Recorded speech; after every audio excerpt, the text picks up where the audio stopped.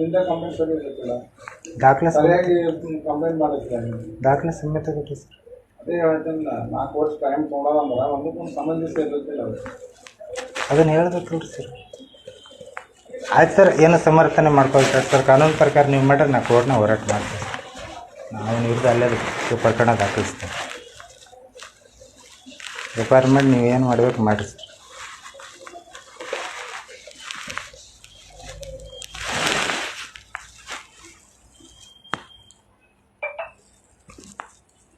ಬೇರೆ ಕೇಸ್ ಇದ್ದಂಗಿಲ್ಲ ತಿಳ್ಕೊಂಡೇನು? ಇಲ್ಲ ಸರ್, ಆಗಲ್ಲ ಸರ್. ಕೇಸ್ ನೀವು ಹೊರಗಡೆಲ್ಲ ಕೋರ್ಟ್ ಒಂದು ರಜೆ ಹಾಕೋದು, ರಜೆ ಆಗಲಿಲ್ಲ. ಇಲ್ಲ ಸರ್, ಕೇಸ್ ಆಗಲ್ಲ ಸರ್, ಕೇಸ್ ಆಗಲ್ಲ. ನಾವು ಸಂಬಂಧಪಟ್ಟ ಇಲಾಖೆಗೆ ನಾವು ಕಂಪ್ಲೇಂಟ್ ಕೊಟ್ಟಿದ್ದಾರೆ ಆಲ್ರೆಡಿ. ಏನೇ ಆದರೆ ಇವರು ವರ್ಣೀಕರಣ ಆಯ್ತು. ನಾಳೆ ಜಿಲ್ಲಾಡಳಿತಕ್ಕೂ ಅಲ್ಲಿ ತಂದು ನಿಂದಿರ್ತೀನಿ ಕೋರ್ಟ್ನಾಗ. ನೀವು ಏನು ಮಾಡಬೇಕು ಮಾಡಿರಿ ಸರ್. ನಾವು ಮುಂದೆ ಕೋರ್ಟ್ನಾಗ ಹೋರಾಟ ಮಾಡ್ತೀವಿ.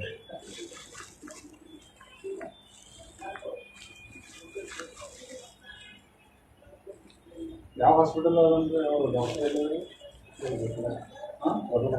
ಇಲ್ಲೇ ಬಿಜಾಪುರ.